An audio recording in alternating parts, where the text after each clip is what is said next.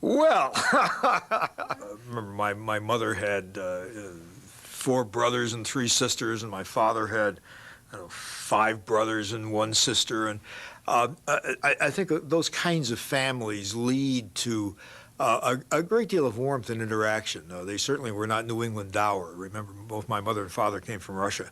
I was actually born in Brooklyn, but at the age of 3, moved to Iowa, and we lived in Davenport, Iowa. And somewhere along that line, we lived above a candy and magic shop. And both my mother and father worked. My dad was worked in a variety of roles. At one point, he worked in my uncle's junkyard. He also worked in a credit clothing store. My mother was a sales lady for years and years and years and years. So I was, in the best tradition of the word, a latchkey kid. When I came home from school, nobody was there. And one of the places I used to go to was a cigar store. And usually on Saturday nights, while I was waiting for both my folks to be done working, I'd go into that store, which was run by a man by the name of Bender, and read all his comic books. It was just great. It was just a delight. My mother had a number of brothers and a number of sisters, all of whom had very strong personalities. But I think the one that I found the greatest pleasure in being involved with was my Uncle Benny. He was a marvelous artist. He was a puppeteer. He was a radio announcer. Benny put me on some of his shows occasionally, as he did one of my cousins. And it really wasn't until I was a lot older that I realized he had a club foot. He had a physical impairment that just nobody paid any attention to because of the great talent that he had. Well, always, as a kid, I was always interested in drawing and cartooning. When I was in grade school, they used to have me wandering through various classes giving chalk talks. I think I remember that I was particularly adept at drawing Popeye, which I would do on the blackboards. Obviously, I had the influence of Benny, because he was a fine artist, and other members of my mother's family drew, as did my mother. I spent a lot of time trading for things because we weren't terribly affluent. One of the things I remember is getting my first bicycle by trading for a chemistry set. Dairy Queen first came into the community, and as far as I know, it was the first Dairy Queen. And I made signs for them as a trade-off against some of the ice creams. In the 11, 12-year-old era, I was trying to sell cloverine salve from door to door for prizes.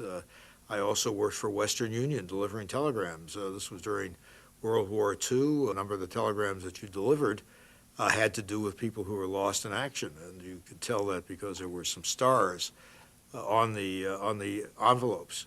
You know, I graduated from Davenport High School, and my intention was always to go to Iowa State College at Ames.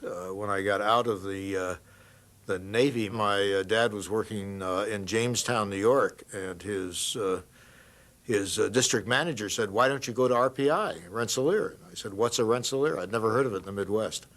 But in any case, I finally applied to RPI and got into it, and trained there as an electrical engineer. My undergraduate thesis was to take a Dumont television set and spread it out on a 3-foot by 15-foot board so that people could understand how it worked. Another fellow and myself did that as our project. Dumont was a graduate of RPI and contributed sets, parts that we used to create what was called the dynamic demonstrator. When I was with Norden, part of what I was doing was designing test equipment for cockpit displays. So yeah, my background is very much in the television area, communications, radio, and that type of thing. And when I got to Norden, some of the test equipment I built was based on the use of cathode ray tubes, which of course is the heart of what computer graphics is about. When we worked at Skyatron, we were interfacing with computers to do display systems. That was the kind of work we did. As I said, at that time they were called computer control displays. Shortly thereafter, They began to be called information displays, and then shortly after that they became computer graphics displays. One of the things that I was really adamant about very early on was that the systems that people used had to take into account the way people worked, and that I was very much against the need to teach people to understand how the machines worked. And I used to give a lot of lectures, and I would argue that if you didn't understand how to use the machine, it was not your fault, it was the people who designed the machine's fault. I see myself essentially as a resource. I think that I get pleasure out of helping people accomplish things that they would like to accomplish, and bringing to bear whatever knowledge I have that helps them in that direction, whether that's a technical solution to a problem, whether it's a philosophic solution to a problem, whether it's a personal solution to a problem. I would disagree that I have a philosophy somewhere. I think I operate very pragmatically. I think that I'm not one of those people who spend a lot of time planning each step in my career. I'm in a sense opportunistic. When something looks like it's interesting, I do it. I probably am rather accepting of what's happening around me, so I don't feel a missionary instinct. I think I operate more by example than I do by dictation. I think that's one of the ways we've worked with our kids. I think we seldom told them what to do, but tried to be operating in such a way that we're pleased with what we were doing, and they hope that they would be pleased in the same way. So I would find it very difficult to come up with this philosophy of life.